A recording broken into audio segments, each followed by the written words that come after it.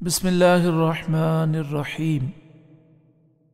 میرے استاد محترم امیر المجاہدین شیخ الحدیث و تفسیر حضرت علامہ خادم حسین رضوی رحمۃ اللہ علیہ کی یادوں کا سلسلہ جاری ہے۔ کیا آپ کی پیاری یادیں ہیں؟ دل چاہتا ہے سنتے رہیں، بیان کرتے رہیں، اور دل رنجیدہ ہو جاتا ہے۔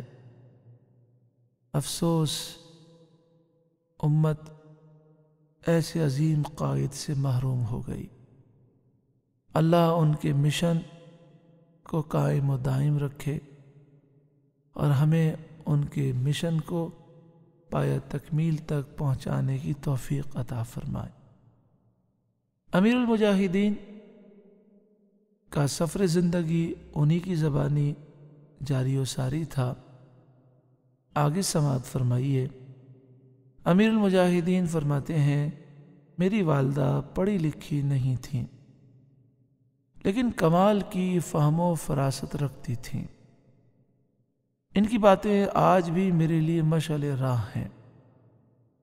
بہت کم لوگوں کو معلوم ہے کہ اپنی گفتگو کے دوران موقع کی مناسبت سے میں پنجابی کا جو محاورہ استعمال کرتا ہوں، پیڑاں ہور تے پھکیاں ہور، یہ دراصل میری والدہ کا تکیہ کلام ہوا کرتا تھا۔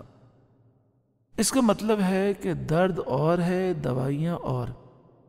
یعنی جب ایک شخص کوئی بات کر کے اس کے پردے میں کوئی پرانی بات کا بدلہ اتارنے کی کوشش کرے تو پھر یہ محاورہ استعمال کیا جاتا ہے۔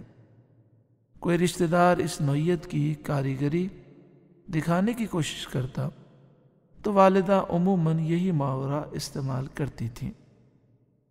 اسی طرح میں جہلم پڑھنے گیا تو ایک برس بعد ہی میں گھبرا گیا۔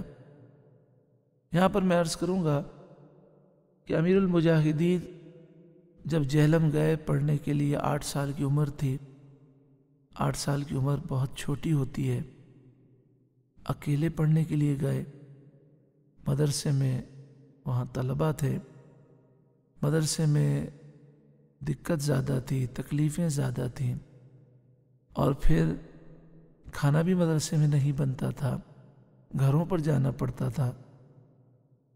تو آپ کہتے ہیں 1 برس کے بعد ہی میں گھبرا گیا۔ گھر والے یاد آنے لگے۔ والدہ کو خط لکھا کہ میں واپس آ رہا ہوں، پردیس برداشت نہیں ہوتا۔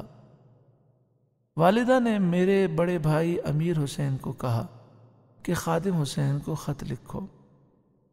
بھائی نے خط لکھا تو کہا کہ پنجابی کا محاورہ بھی لکھو، جس کا مفہوم یہ ہے، پرائے دیس میں وقت کاٹنے کے لیے دل بڑا رکھنا پڑتا ہے۔ پرائے دیس میں وقت کاٹنے کے لیے دل بڑا رکھنا پڑتا ہے۔ والدہ صاحبہ مجھے اکثر یہ بھی فرمایا کرتی تھیں کہ جوان اور گھوڑے کا کوئی وطن نہیں ہوتا۔ جوان اور گھوڑا جس طرح رخ کرے ان کا وہی وطن ہے۔ قربان جائیے اس ماں پر جس نے اس امت کو اتنا عظیم مجاہد دیا۔ ماں کتنی پیاری تربیت کرنے والی تھیں۔